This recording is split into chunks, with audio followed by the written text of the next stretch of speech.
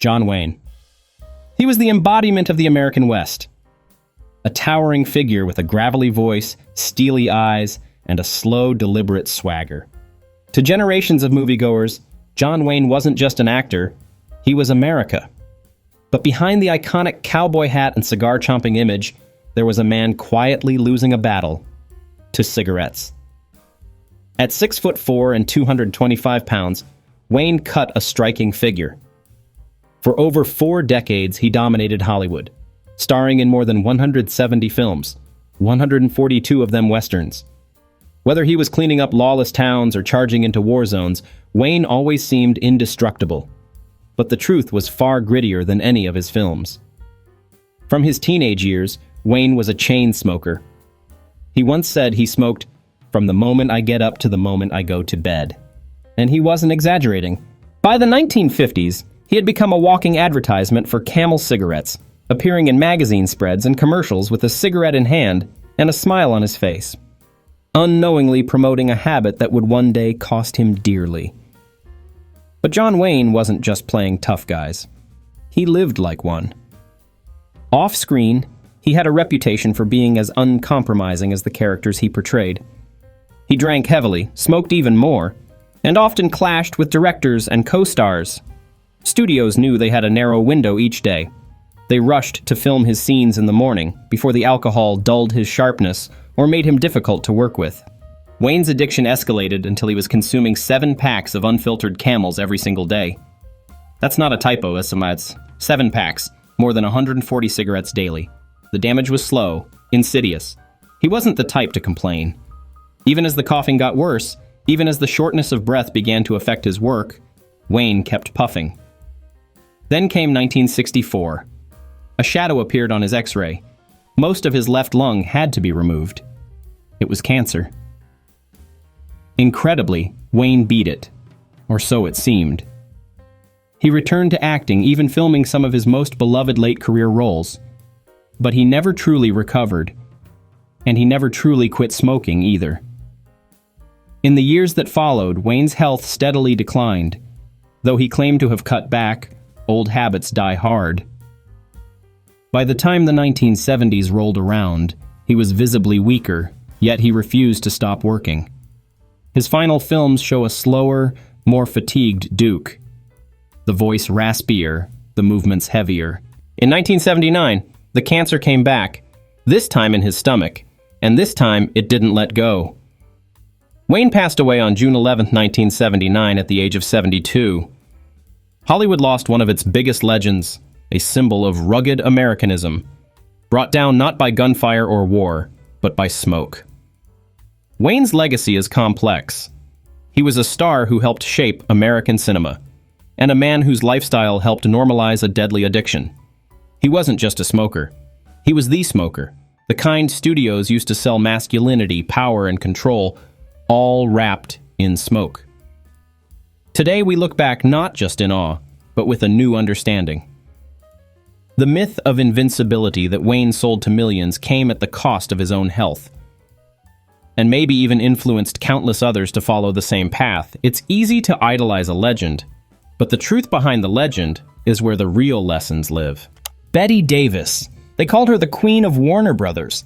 And when Bette Davis appeared on screen, cigarette in hand, eyes blazing with fire, you knew you were watching something unforgettable. But what most people didn't know was that the cigarette wasn't just a prop. It was her constant companion. Bette Davis smoked. A lot. 4 packs a day. Every single day. Even in interviews. Even in the dentist's chair. Yes.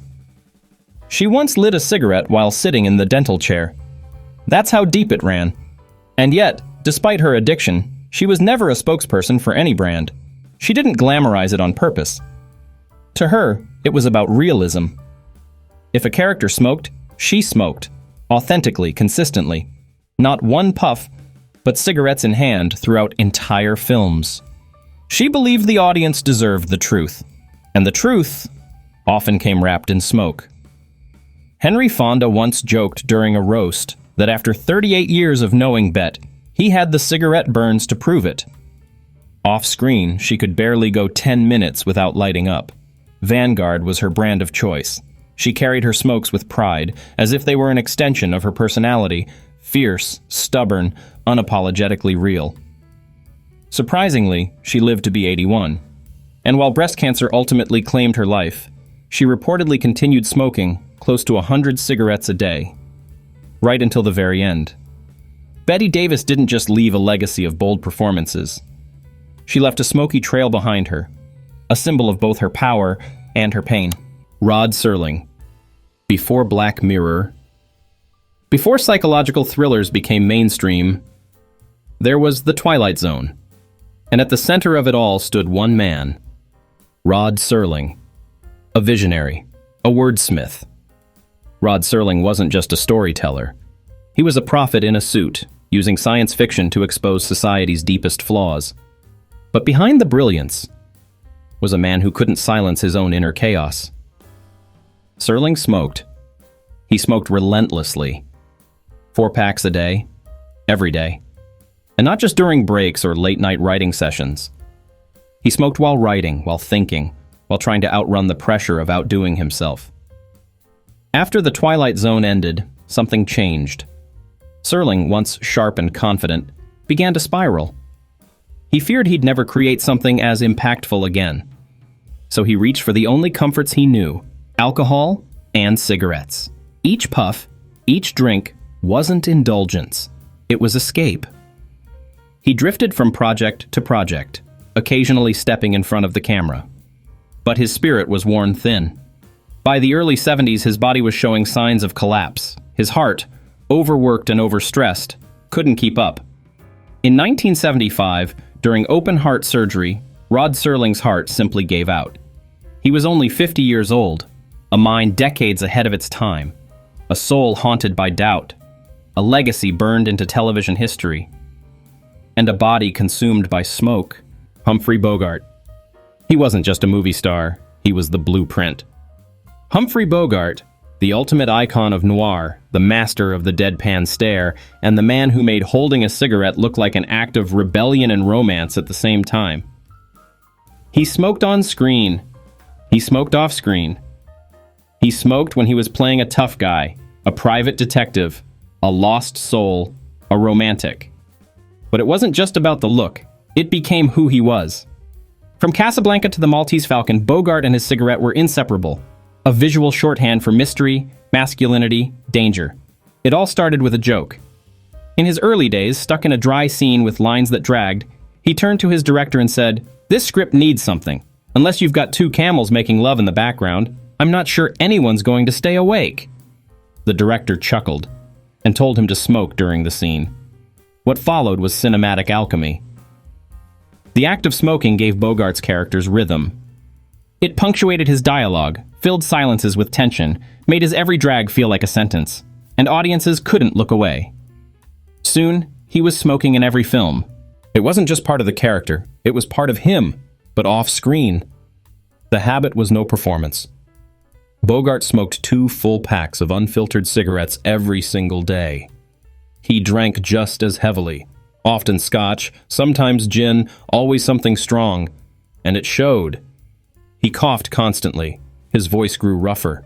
Friends noticed he looked tired, even haunted. But he powered through film after film because that's what stars did. They kept the image alive, even if it killed them. By the time he finally saw a doctor in 1956, it was too late. Esophageal cancer. Aggressive. Spreading. He underwent surgery, radiation, all the protocols of the time. But they couldn't reverse decades of damage. Humphrey Bogart, the man who had captivated millions with a whisper and a cloud of smoke, died on January 14, 1957.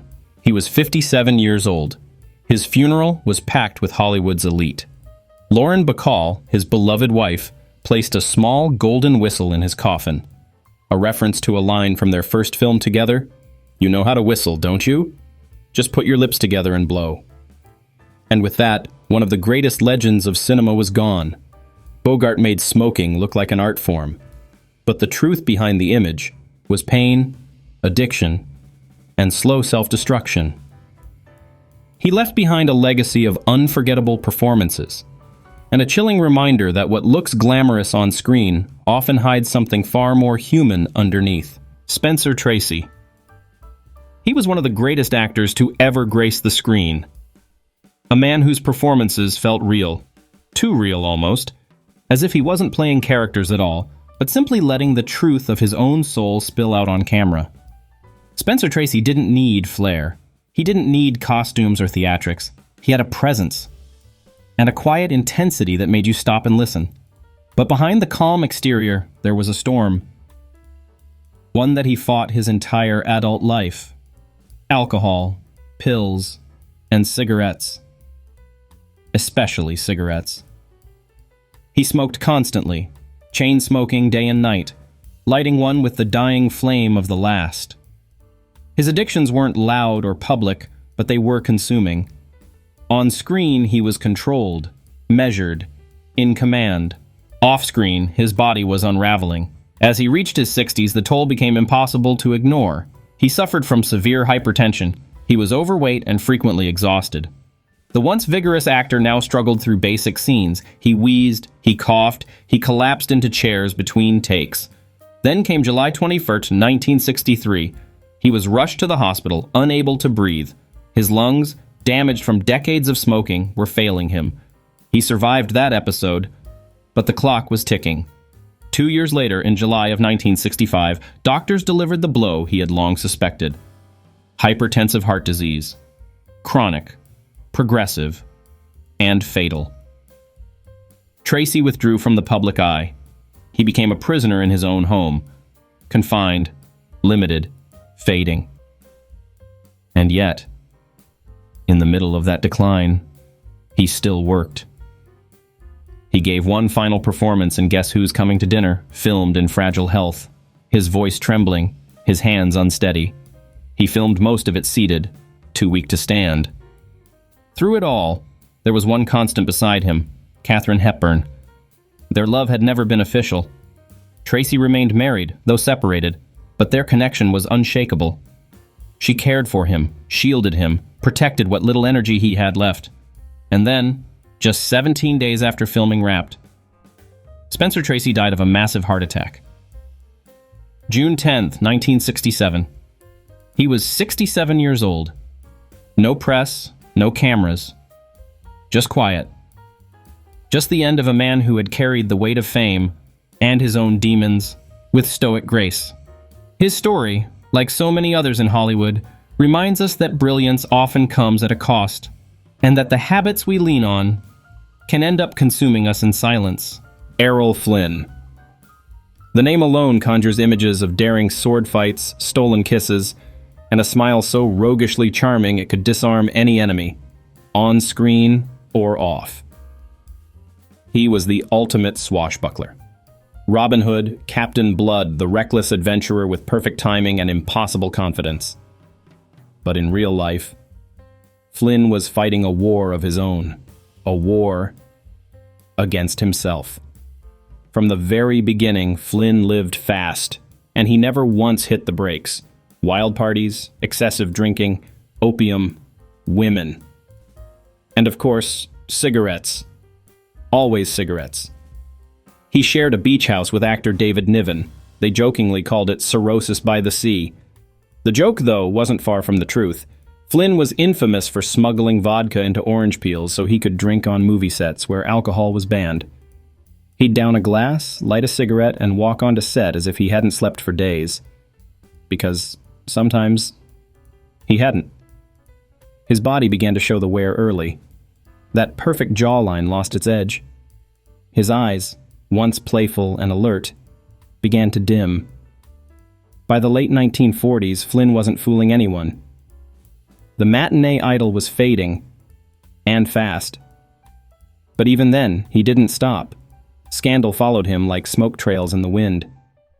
Accusations of statutory rape, all legally dismissed, yet damaging enough that his reputation never fully recovered. He married 3 times, and yet found peace in none of them. As his career shifted into decline, so did his health. He was now playing drunk characters in films, because that's what he had become. The man who had once embodied youthful, defiant energy now looked like someone 3 decades older. In 1959, at only 50 years old, Flynn suffered a massive heart attack while staying in a friend's apartment in Vancouver, Canada. He had traveled there hoping to sell his beloved yacht, a symbol of better times. But his body gave out before the deal could even be signed. The autopsy was brutal. His liver ravaged, his heart enlarged, his insides aged like a man in his mid-70s. He had months to live, the doctors said. Maybe a year. But time wasn't what took him. It was a lifetime of abuse, of living as if the rules didn't apply. Cigarettes were always there. At parties, on sets, in between scandals, between lovers, between sips. They were his backdrop, his breathing room, and eventually, part of what killed him. Errol Flynn burned brightly. So brightly, in fact, that he didn't just fade, he flared out, and in doing so, he became yet another Hollywood cautionary tale, a symbol of how beauty, charm, and charisma can't outshine the damage of a body in rebellion. Jackie Gleason. He was big, loud, unforgettable.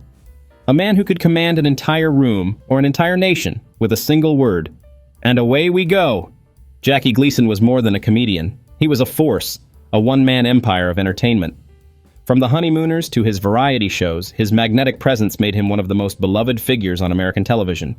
But while the audience saw the laughs, the gestures, the booming voice, what they didn't see was the toll. Jackie Gleason lived large in every way. He didn't just eat meals. He feasted. He didn't have drinks. He drank barrels. And when it came to smoking, he didn't puff casually. He chain-smoked 5 packs of cigarettes a day. Yes, 5. That's over 100 cigarettes, every single day, lit between bites of food, jokes between takes, sometimes even while being made up before a live taping. It was constant. Ritual. Reflex. He once joked that a scotch on the rocks was his cream bun on ice. And the only thing he liked more than whiskey was lighting up. His size fluctuated dramatically, sometimes ballooning over 330 pounds, then dropping back near 230 only to rise again. Producers had to plan camera angles carefully. Chairs had to be reinforced. And still, Gleason kept pushing his body and pushing past its limits. Mobility became a problem, breathing even more so. Yet the cigarettes never left his hand. He lit them between jokes, during long rehearsals, even during interviews where ashtrays sat like stage props. His humor never faded. But behind it was pain, joint problems, heart strain, digestive issues, and a libido he himself admitted was nearly wiped out, famously quipping, "Sex for a fat man is much ado about puffing." Still, he refused to change. The vice was the lifestyle, and the lifestyle was the brand. In his final years, Gleason's health sharply declined. He continued working, but every step took more effort. Every breath more shallow, his heart overworked, his body exhausted. In 1987, colon cancer took him. He was 71.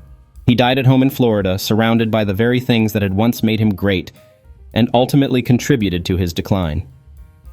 Today, people remember Jackie Gleason for his laughter, for the energy he brought into living rooms across America. But the smoke that always trailed behind him was no mere set piece. It was the soundtrack of a life lived in excess. And a stark reminder that even the biggest, brightest personalities aren't immune to the quiet erosion of habit. Yul Brynner. He was unmistakable. A shaved head, a deep, commanding voice, an exotic presence that could dominate any stage or screen. Yul Brynner didn't just play kings. He was one. The King of Siam in The King and I, Ramesses in the 10 Commandments, a robotic gunslinger in Westworld. He was bold, intense, larger than life. And just like so many others in the golden age of Hollywood, he smoked. A lot. 5 packs a day. Not filtered, not light, full, strong, burning cigarettes. All day, every day. He made it look elegant, controlled. Part of his aura, a mystique wrapped in smoke. But eventually, the illusion fell away. In 1983, Brynner began to experience persistent chest pain and shortness of breath. At first, he brushed it off. He'd been healthy all his life. He kept working, kept performing The King and I, the role that had made him a star. But the pain worsened, tests were done. The diagnosis? Lung cancer. Advanced. Inoperable. And terminal. The same smoke that had swirled around his characters, that had filled green rooms and hotel balconies for decades, was now poisoning his blood, choking his lungs. He began treatment, but the outlook was grim. And in a moment of rare clarity and public courage, Yul Brynner made a decision. He would use his final months to send a message. In 1985, shortly before his death, he sat down in front of a camera. No costume, no character, just himself. His voice was raspier now, his eyes darker, his energy fading. But his words, they cut deep. He looked straight into the lens and said, "Now that I'm gone, don't smoke. Whatever you do, just don't smoke." It was chilling. It was haunting. And it was real. Brynner knew the PSA would air after his death, that he'd be speaking from beyond the grave, and he wanted that, because in that final act, he wasn't playing a king. He was just a man, broken by a habit he couldn't shake. Yul Brynner died on October 10th, 1985, at the age of 65. But his message lived on. In classrooms, in hospitals, in millions of homes. A warning, a plea, and perhaps the most powerful line he ever delivered. Not on stage, not on screen, but from the quiet edge of life itself. Clark Gable. He was royalty. Not by blood, but by screen. Clark Gable. The king of Hollywood. Square jaw, easy grin, a glint in his eyes that made women swoon and men want to be him. He starred in over 60 films, most famously as Rhett Butler in Gone with the Wind. But whether he was playing a scoundrel or a gentleman, Gable owned the screen. He had that rare combination, rugged masculinity and magnetic charm. But he also had habits. Habits that no studio photographer ever captured. Habits that hid in the spaces between takes. Habits that would eventually cut short the life of the king. Clark Gable was a heavy smoker. And not just cigarettes, though he went through 3 packs a day, but also cigars and pipe tobacco. It wasn't an occasional indulgence. It was constant. He lit up on set, in trailers, at parties, during interviews, even in military service. Yes, Gable was so beloved that, in 1942, he left Hollywood to serve in the U.S. Army Air Forces after the death of his wife, Carol Lombard. He flew dangerous missions over Nazi-occupied Europe, earning medals for bravery. He was a real-life hero, a rarity in Tinseltown. But no amount of courage in war could protect him from what he carried home. Decades of smoking, day in, day out. As he aged, Gable maintained his leading man physique. At least, on the outside. Internally, the damage was compounding.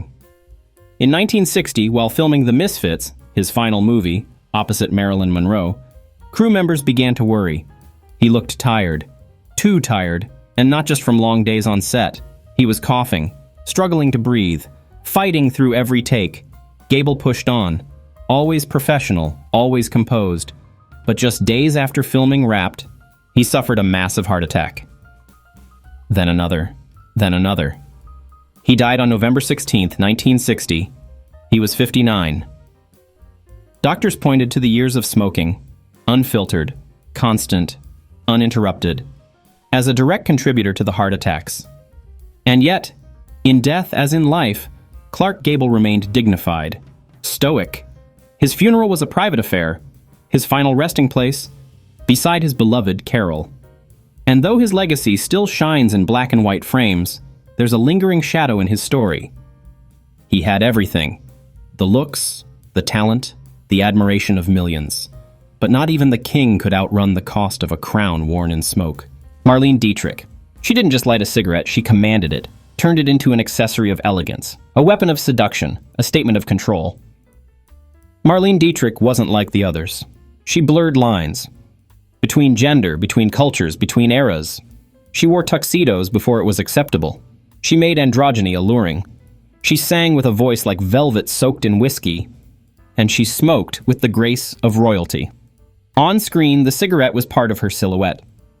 The slow exhale. The narrowed gaze.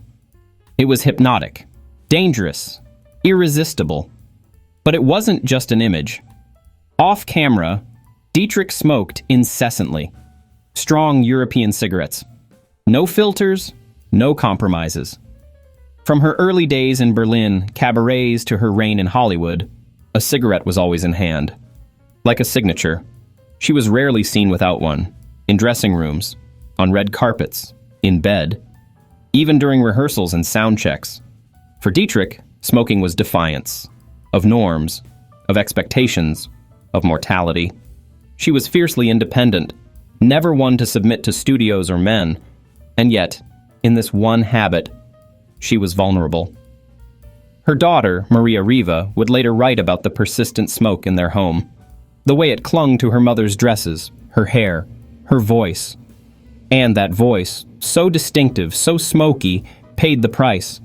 Though she lived to the age of 90, her later years were marked by illness and seclusion. She became a recluse in her Paris apartment, rarely seen, rarely heard. The glamour faded. The world outside changed. But inside those walls, the cigarette remained, a faithful companion, even as her health deteriorated. She had once quipped that her engraved cigarette case read, "Don't be a fool, don't quit." It was a joke, or maybe not, because Marlene never did quit, not really. She died in 1992. Her death certificate listed kidney failure, but the years of smoking had weakened everything. Marlene Dietrich remains a fashion icon, a cinematic legend. But the smoke that once gave her mystique also slowly stole her strength. In the end, she left the world as she lived in it, enigmatic, elegant, and trailing a wisp of smoke behind her.